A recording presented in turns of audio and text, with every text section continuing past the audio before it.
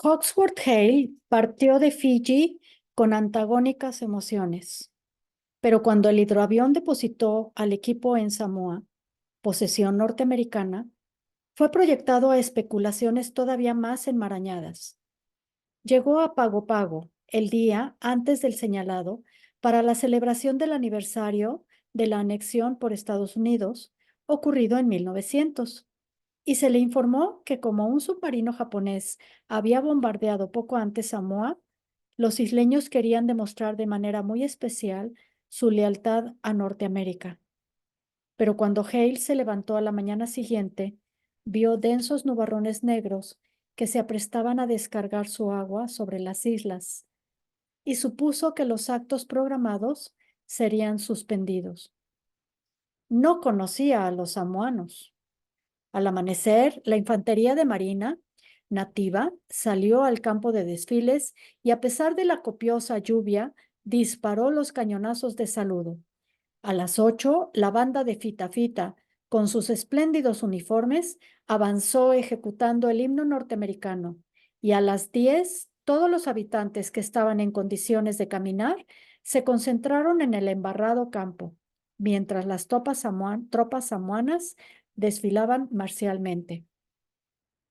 Hale estaba comparando lo que acababa de ver en Samoa con la forma en que Hawái celebraba el día de la anexión, y la diferencia le chocó. En Samoa tronaban los cañones y sonaba alegremente la música de la banda. En Hawái, la gente se mantenía en silencio. En Samoa, los habitantes aclamaban a las tropas y a la bandera. En Hawái, muchos de los habitantes lloraban. En Samoa, ni siquiera la lluvia torrencial era capaz de asustar a los isleños que querían contemplar una vez más su querida bandera nueva.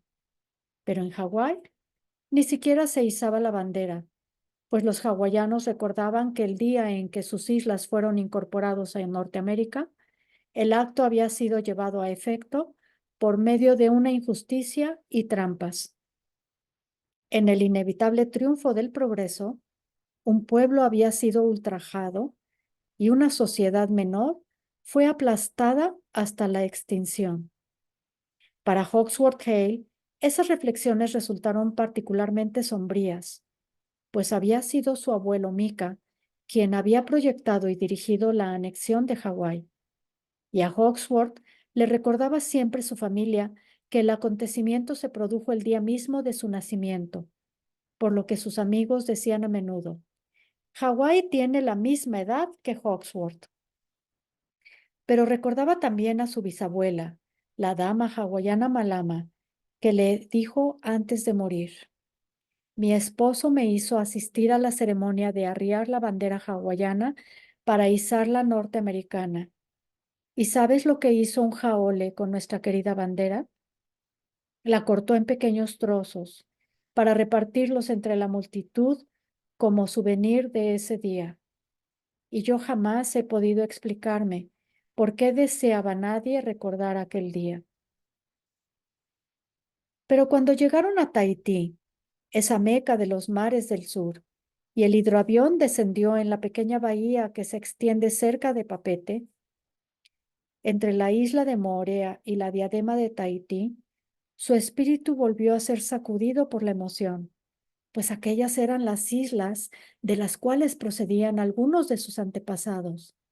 Esa era la historiada capital de los mares y era mucho más hermosa de lo que él había imaginado. En ese momento se sintió orgulloso de tener una sangre que procedía de Tahití. No obstante, las legendarias muchachas de la isla lo decepcionaron, ya que las comidas de productos australianos envasados y el abandono del tradicional régimen de pescado habían conspirado para robar a las jovencitas sus otrora hermosas dentaduras.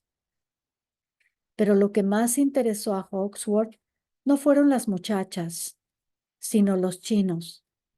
El gobernador francés le señaló que los norteamericanos encontrarían una base segura en Tahití porque los chinos locales estaban perfectamente controlados.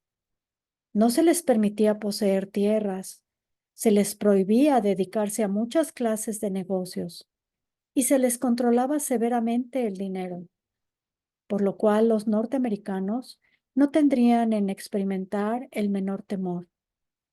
Hawksworth hubiera querido decir, en Hawái nuestra riqueza se multiplica varias veces al año merced a los chinos, que poseen tierras y se dedican a toda clase de negocios.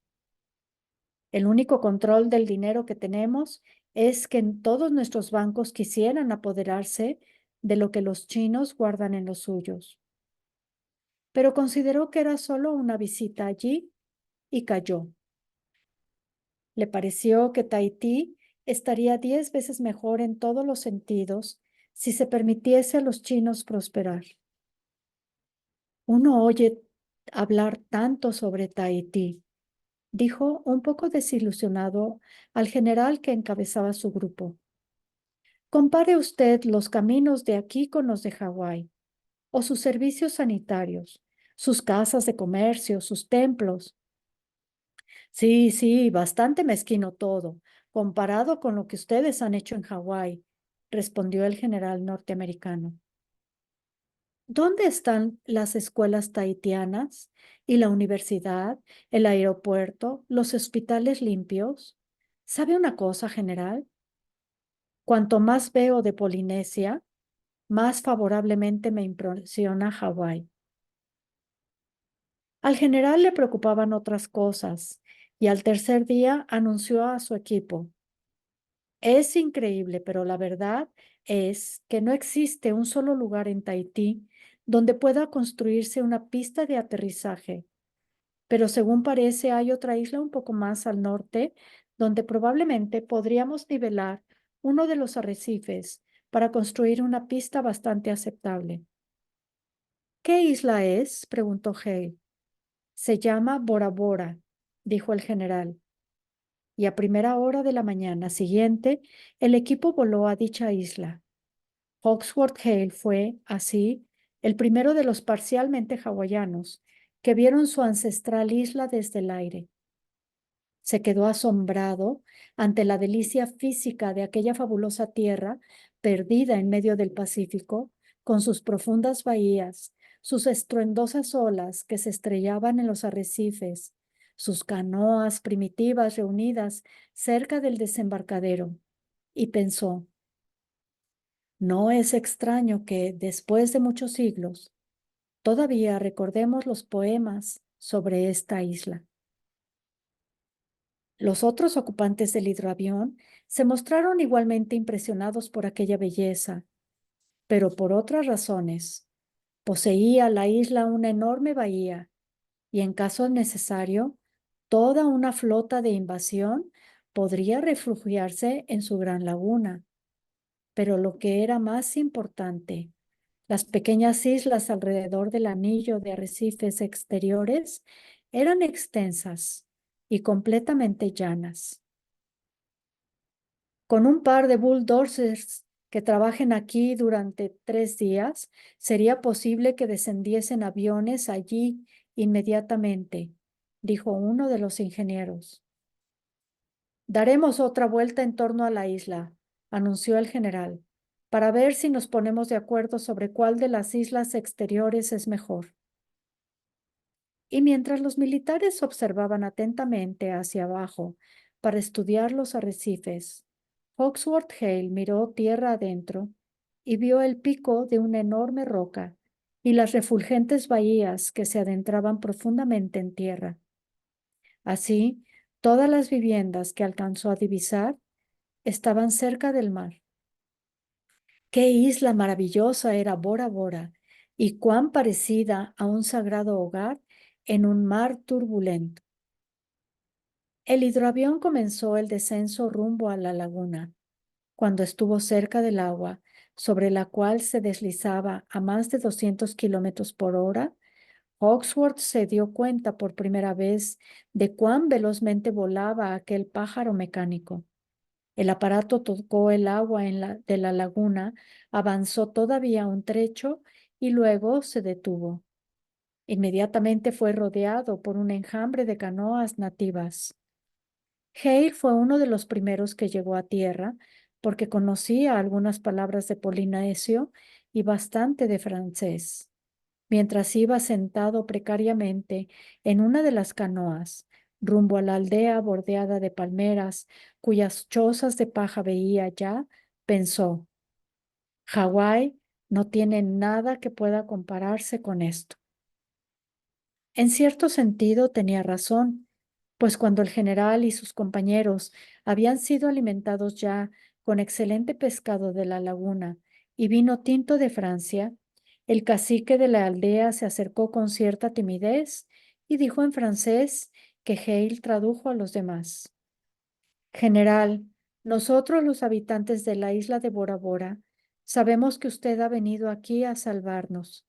Dios sabe que los franceses no harían absolutamente nada para protegernos, porque nos odian. ¿Y sabe usted por qué? Porque en toda la historia jamás hemos sido conquistados, ni siquiera por ellos, y oficialmente somos parte voluntaria de su imperio colonial. Dígale que calle, Hale, exclamó el general. Los franceses han sido muy cordiales con nosotros y no quiero que ese hombre siga hablando de esa manera. Pero el cacique había terminado su preámbulo y ahora habló de cosas más importantes. Nosotros, los boraboranos, queremos ayudarle en todo lo que podamos. Dice usted que quiere construir una pista de aterrizaje. Muy bien, la construiremos para usted. Pero hay una cosa en la que ustedes no parecen haber pensado, y también en eso les ayudaremos. Mientras su bote volador duerme en la laguna, ustedes tienen que dormir en tierra. ¿Dónde? Nosotros pondremos a su disposición 7 chozas. Dígale que solo necesitamos 2, interrumpió el general. No queremos causarles molestias. La mayor de las chozas será para el general, dijo el cacique, sin hacer caso alguno de la objeción. Pero las demás son más o menos del mismo tamaño. Ahora bien, como no es confortable para un hombre dormir solo en esas chozas, hemos pedido a 7 de nuestras muchachas más jóvenes que atiendan a esa falta. Entonces Hawksworth Hale, descendiente de misioneros, empezó a sonrojarse, y cuando aparecieron las adolescentes, limpias, admirablemente formadas, de negrísimos cabellos y descalzas, pronunció unas palabras de protesta, pero cuando el cacique comenzó a asignar las chicas a los expedicionarios, la más alta y hermosa al general, y a él una tímida y deliciosa jovencita de 15 años, Hale interrumpió la traducción. ¿Qué diablos es esto?, preguntó el general, pero la muchacha de 17 años que le había sido destinada le cogió dulcemente de la mano y dio unos pasos para llevarle a la choza que debía ocupar aquella noche. ¡Santo cielo!, exclamó el mayor, que formaba parte del grupo, mientras que se dejaba agarrar de la mano por su correspondiente muchacha, y sin siquiera mirar al general, él y ella desaparecieron. No puedo permitir esto, protestó el general. Dígaselo al cacique. Pero cuando Hale explicó aquella decisión, el cacique respondió, no tenemos miedo a los bebés blancos, a los isleños les gustan. Y al cabo de un momento, solo Hawksworth quedaba en el lugar, mirando a su muchacha polinesia. Era un año mayor que su propia hija, y no tan alta, pero igualmente hermosa. Ella le cogió la mano y dijo en francés, Señor coronel, su casa espera. Será mejor que vayamos. Caminaron por una senda bordeada de palmeras que se inclinaban hacia la laguna como lo habían hecho siempre, desde millares de años antes, y poco después llegaron a una pequeña choza separada de las demás. Allí se detuvo la muchacha y dijo, Esta es mi casa. Esperó a que él hubiese entrado y luego lo hizo ella. Desató un trozo de cuerda de cenit que sujetaba la puerta de paja tejida y los dos quedaron solos dentro de la choza. Hale se sintió más avergonzado que un colegial y ella le empujó suavemente hacia atrás hasta que quedó sentado en una cama de madera con colchón de paja. Estaba asustado como jamás lo había estado en su vida. La muchacha dijo: Mi nombre es Tejani y esta es la casa que construyó mi padre para mí cuando cumplí 15 años. Yo misma tejí el techo de pandanos, pero él hizo el resto. Hawksworth, que entonces contaba 44 años, no podía concebir cómo era posible que se hallara solo en una choza con una muchacha de 15. Pero en un momento determinado, cuando ella pasó junto a la cama, sus largos cabellos casi rozaron su rostro y percibió el delicadísimo aroma de la más dulce de todas las flores, la Taire de Tahití. Automáticamente extendió un brazo y trató de agarrarla de las manos, pero ella esquivó. Sin embargo, consiguió cogerla de una pierna sobre la rodilla y sintió que todo el delicioso cuerpo se detenía y se movía después hacia él voluntariamente. No le soltó la pierna y tiró de ella hacia la cama. La muchacha cayó sobre el lecho sonriendo y feliz y él le acarició el sarón. Una vez desnuda completamente, Tejani susurró: Le pedí a mi padre que me eligiera para ti, porque eras el más callado de todos. Cuando el equipo se reunió a última hora de la tarde en torno a una improvisada mesa bajo unos árboles, por mutuo y mudo acuerdo, ninguno se refirió a lo que había ocurrido y todos discutieron el lugar donde debía construirse la pista de aterrizaje. Pero al caer la noche y aparecer otra vez las muchachas con la cena, cada oficial llevó instintivamente a la suya junto a él y se observó una ternura sin precedentes en la forma en que los hombres mayores se preocuparon de que sus jóvenes compañeras fueran debidamente servidas. No había terminado de cenar cuando un grupo de hombres jóvenes apareció con pequeñas guitarras y tambores. Pronto la noche tropical se llenó de música y cantos. Todos esperaron a que la alta muchacha, compañera del general, saltase al centro del espacio libre destinado a las danzas y comenzase a bailar la típica hula de las islas. Aquella fue la señal que permitió a las otras jovencitas hacer lo mismo. Y poco después una de ellas tenía ya ante sí al mayor que intentaba grotescamente una imitación de la danza. Le siguió un coronel y luego el mismo general. Y aquello se convirtió en una danza frenética, salvaje, deliciosa, bajo las estrellas. El anillo de apretados espectadores aplaudía con entusiasmo. Tejani no pidió a Hawksworth que saliese a bailar con ella, pues por lo ocurrido en la choza, sabía que era un hombre tímido, por lo cual, finalmente, una vieja nativa desdentada pero entusiasta atravesó por entre la multitud y se detuvo ante Hale para ejecutar de inmediato unos cuantos movimientos lascivos. Ante la sorpresa de todos los presentes, Hale se puso de pie de un salto y comenzó la hula hawaiana, en la cual, como la mayor parte de sus amigos de Honolulu, era sumamente hábil. Finalmente, cuando el asombro se tornaba ya vocal, Hawksworth rompió con un ritmo mucho más violento, mientras la vieja lo imitaba, bajo los aplausos y risas de todos. Al ver aquello, Tejani apartó rudamente a la vieja y ocupó su lugar ante Hale. Durante unos minutos, ambos retrotrajeron un antiquísimo encanto a las arenas de Bora Bora.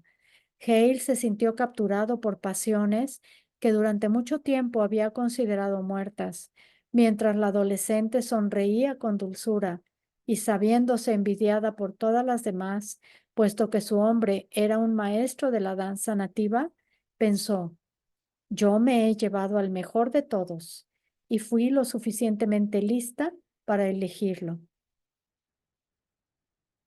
El equipo permaneció en Bora Bora 9 días y el penúltimo, Tejani susurró: Di a los demás que no los acompañarás mañana.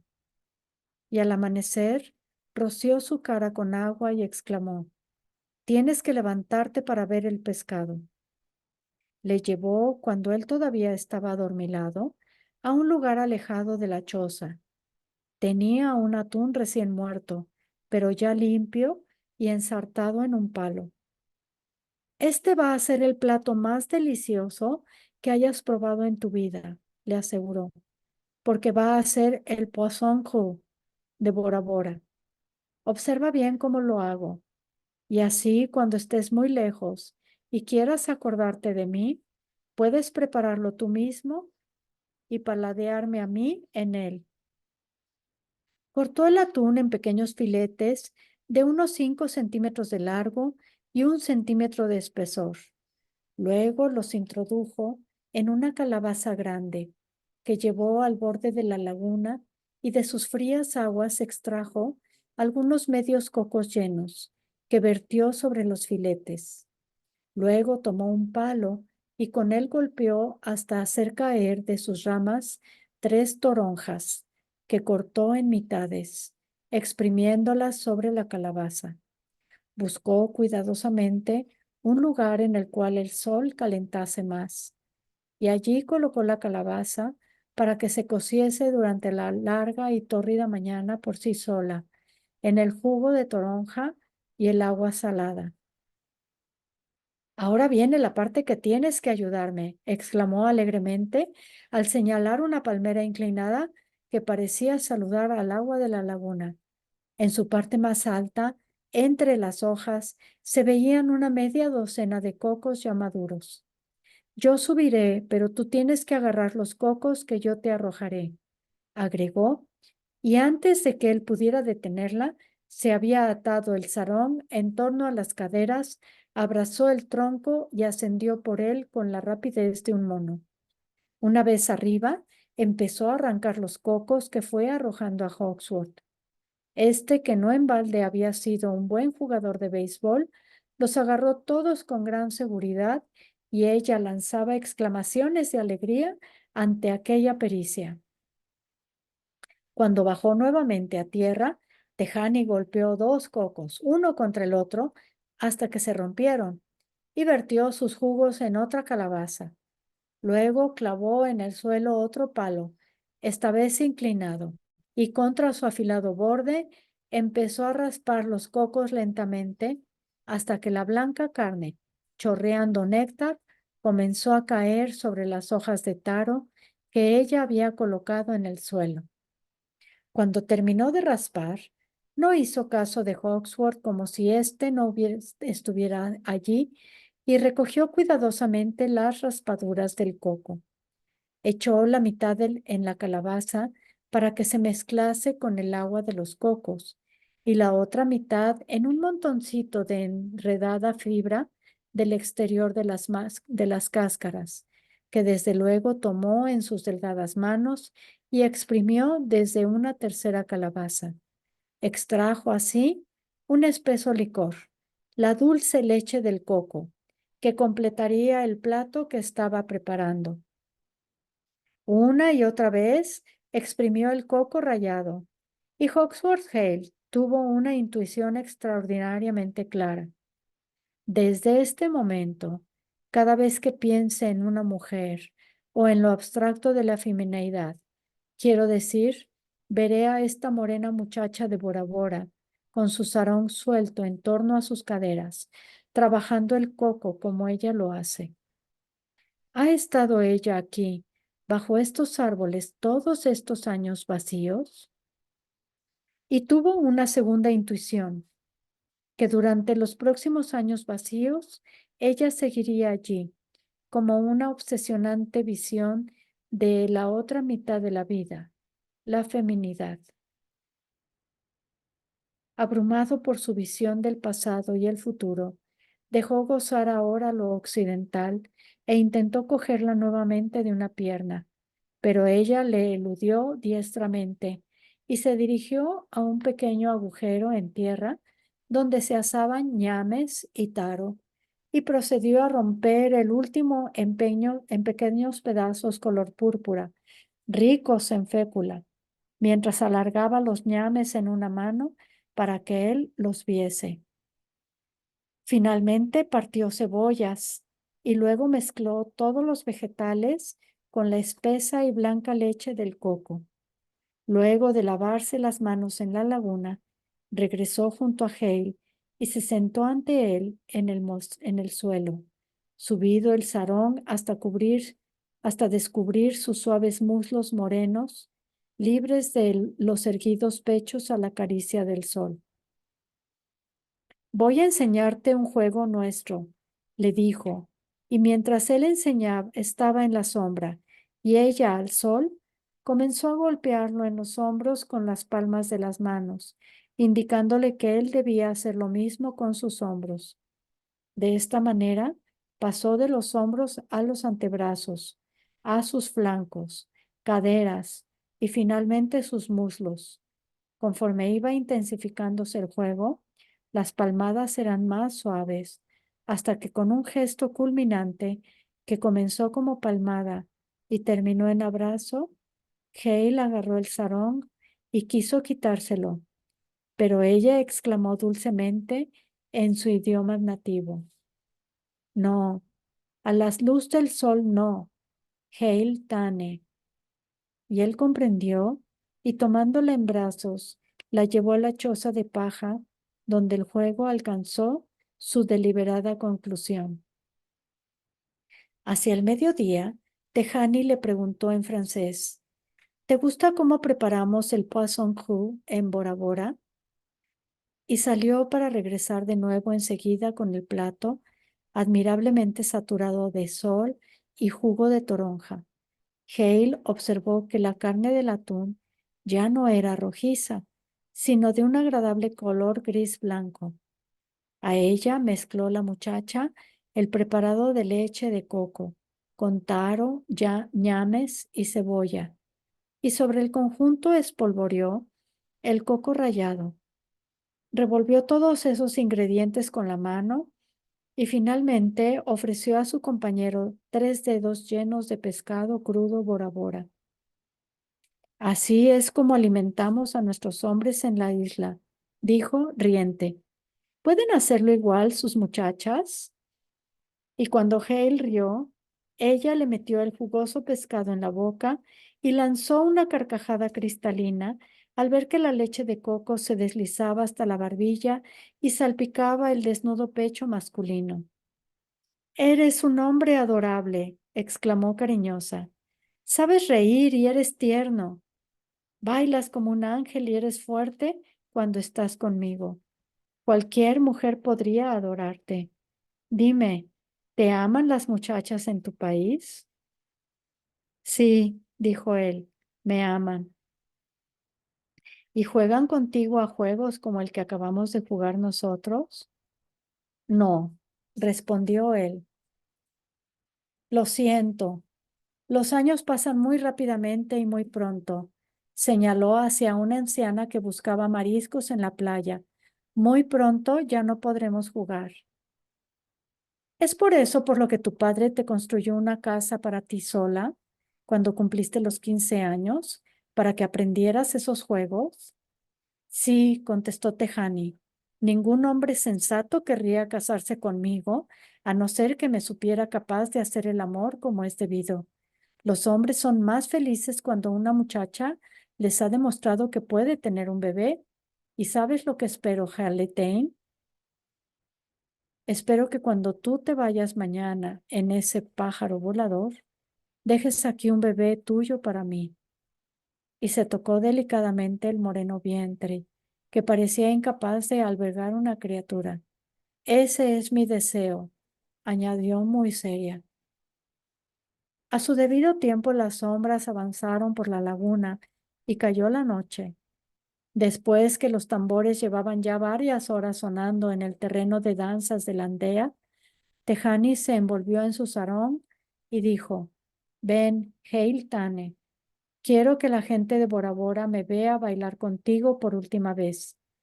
Así, si llego a tener ese bebé tuyo, recordarán que entre todos los norteamericanos, tú eras el mejor bailarín.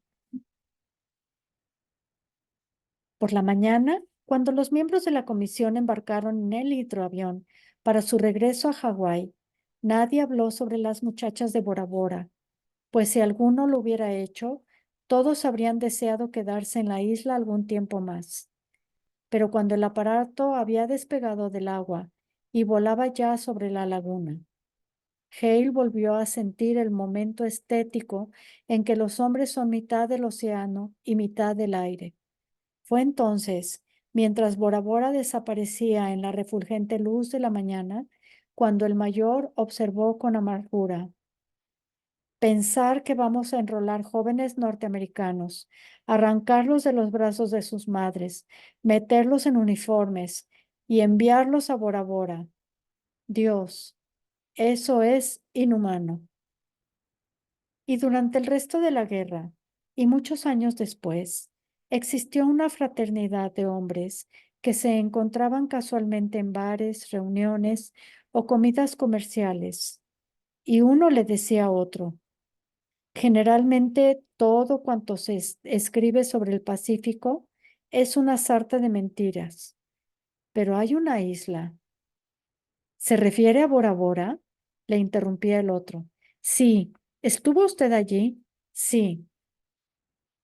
Por lo general, nada más se decía, pero cada vez que Hawksworth Hale encontraba a uno de esos hombres, invariablemente iba un paso más adelante. ¿Conoció usted a una muchachita delgada y hermosa de 16 o 17 años? Vivía junto a la montaña y se llamaba Tejani. Cierta vez conoció a un teniente de navío, comandante de un destructor, que había conocido a Tejani, y le dijo a Hale: maravillosa muchacha, bailaba como un ángel. Fue la primera de la isla que tuvo un hijo de un norteamericano. ¿Era varón?, preguntó Hale. Sí, pero Tejani se lo dio a una familia de Maupiti. Las muchachas de esa isla no tenían probabilidades de tener un hijo de norteamericano y todas querían uno. Y Hale pensó: ya soy para siempre parte de Bora Bora y mi hijo vive en las islas. Sí, en efecto, los años pasan muy rápidamente y muy pronto ya no podremos jugar. Cuando en los primeros días de la guerra, los muchachos japoneses de Hawái fueron retirados de las unidades de combate y del cuerpo ROTC, las islas supusieron que aquello era el final de la cuestión. Como no es posible fiarse de un japonés, los echamos a todos a puntapiés, dijo un general. Pero ante la sorpresa de todo el mundo, los muchachos japoneses se negaron tercamente a aceptar aquella decisión. Humildemente, pero con una casi aterradora fuerza moral, aquellos jóvenes empezaron a insistir en que les fuesen respetados sus derechos inalienables de ciudadanos norteamericanos. Exigimos el legítimo privilegio de morir por la nación que amamos, argumentaban. Comisiones de aquella juventud japonesa empezaron a inundar a las autoridades con peticiones. Somos leales ciudadanos norteamericanos y pedimos humildemente que se nos reconozca el derecho de servir a nuestra nación en estos momentos de crisis. Si ustedes creen que no pueden fiarse de nosotros para combatir con Japón, por lo menos envíenos a Europa, donde no existe tal problema. Aquellas comisiones fueron a ver a generales y almirantes, gobernadores y jueces. Estamos dispuestos a realizar cualquier trabajo que se nos asigne. No pedimos salarios. Ustedes tienen que permitirnos que demostremos ser buenos norteamericanos. Durante 11 dolorosas semanas no consiguieron nada y de pronto, porque los 3 Sacagawea más jóvenes eran muchachos de Punahou, pudieron conocer a uno de los hombres más extraordinarios que habría de producir Hawái en el siglo XX. Se llamaba Mark Whipple. Había nacido en 1900 y era hijo del médico militar que había ordenado que fuese quemado el barrio chino. tataranieto del doctor John Whipple, que había contribuido a cristianizar Hawái. Era graduado de la Academia Militar de West Point y tenía el grado de coronel en el ejército de los Estados Unidos. En Washington se daba por descontado que ordenaría la evacuación de todos los japoneses de Hawái a campos de concentración en el estado de Nevada o la isla hawaiana de Molokai. Incluso, naturalmente, todos esos pequeños bastardos amarillos que se habían infiltrado en unidades como, por ejemplo, el Regimiento 298 y los equipos locales del cuerpo ROTC. El coronel Mark Whipple desilusionó a todos, pues no dio semejante orden, sino que se puso a trabajar no bien llegó. El primer hombre a quien llamó para conferenciar con él fue el jefe en Honolulu de la Oficina Federal de Investigaciones, quien le informó, como había esperado Whipple. Hasta donde nos ha sido posible establecer, no se han producido un solo caso de espionaje japonés, aparte de los agentes designados por el consulado nipón, todos los cuales eran ciudadanos japoneses. Los jóvenes de sangre japonesa, nacidos en Hawái, parecen arder en deseos de vestir el uniforme. El otro día vinieron a verme dos, excelentes muchachos. Los eliminaron del cuerpo ROTC y ahora quieren que nosotros los formemos en batallones de trabajo para cualquier cosa que se les ordene. Hasta se han ofrecido para prestar sus servicios gratuitamente. ¿Tiene usted los nombres de esos dos? Aquí están. El coronel vaciló antes de tomar el papel y dijo: necesito que alguien me guíe. ¿Está usted dispuesto a declarar categóricamente que los japoneses locales no se han dedicado a sabotaje de ninguna clase? Sí, señor, respondió el jefe de la Oficina Federal de Investigaciones. Whipple tamborileó con los dedos sobre la mesa escritorio. Me gustaría ver a esos dos muchachos. ¿Puede usted hacerlos venir? El resultado de aquella entrevista fue la formación del Cuerpo de Voluntarios Universitarios de la Victoria, cuyos primeros miembros fueron Tadao y Minoru Sakagawa. Eran todos japoneses, todos muchachos de la más elevada inteligencia y patriotismo. Tuvieron la visión de que el futuro de su gente en Norteamérica dependía de lo que ellos hicieran en aquella guerra contra Japón.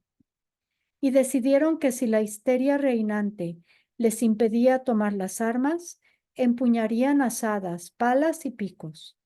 No habría trabajo demasiado denigrante para ellos y lo harían todo por $90 al mes, mientras sus condiscípulos blancos y chinos cobraban 10 veces más por trabajar para el gobierno en empleos civiles en Pearl Harbor. El coronel Whipple, al recomendar la organización de los BV, provocó una buena cantidad de críticas de sus compañeros de armas, pero él señaló que tenía un mando especial conferido por el presidente Roosevelt para ver qué podía hacerse con los japoneses y estaba dispuesto a explorar todas las posibilidades. Pero cuando propuso a renglón seguido que no fuese evacuado ningún japonés a campos de concentración, el techo se precipitó sobre él. Pero Mark Whipple no se desvió en absoluto del verdadero rumbo que había fijado, cuando una reunión de su propia familia le advirtió: se está creando una gran preocupación respecto a ti, Mark. Los militares dicen que estás arriesgando toda tu carrera. Él respondió: en esta cuestión tengo una carga especial que soportar y prefiero no oír más chismes al respecto, porque el paso que voy a proponer ahora va a convulsionar a toda la comunidad militar. Tal vez será mejor que traten de fortificar sus nervios cansados.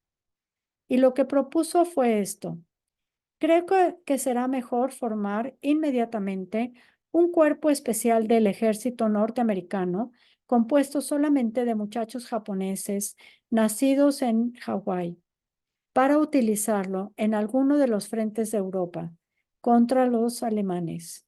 Cuando se porten como sé que van a portarse, no solamente restablecerán sus credenciales aquí, sino en todos los Estados Unidos.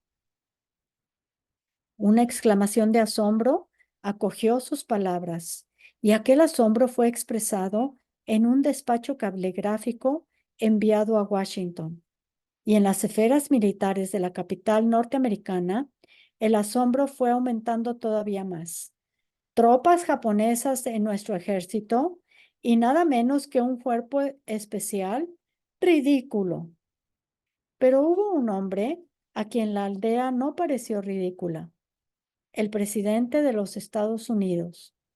Y una vez que estudió el informe del coronel Whipple, emitió una declaración que decía: el patriotismo no es una cuestión de color de la piel, es una cuestión de corazón.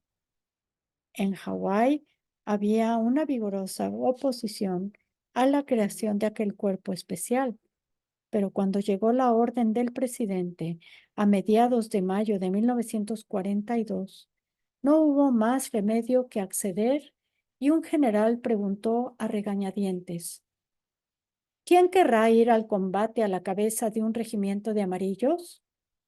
Yo, respondió serenamente Whipple. ¿Quiere decir que se ofrece como voluntario para esa misión? En efecto, general. Pues se la confío, y ahora no lo maten a usted por la espalda. El coronel Whipple saludó y acto seguido adoptó las medidas necesarias para reunir en un solo cuerpo a todos los muchachos japoneses que estaban en el ejército y allanar el camino para la posterior aceptación de otros. La familia Whipple recibió un enorme disgusto al ver que su miembro más brillante arriesgaba su carrera con una acción tan imprudente. Pero como él les había dicho antes, en esta cuestión tenía una carga especial que soportar.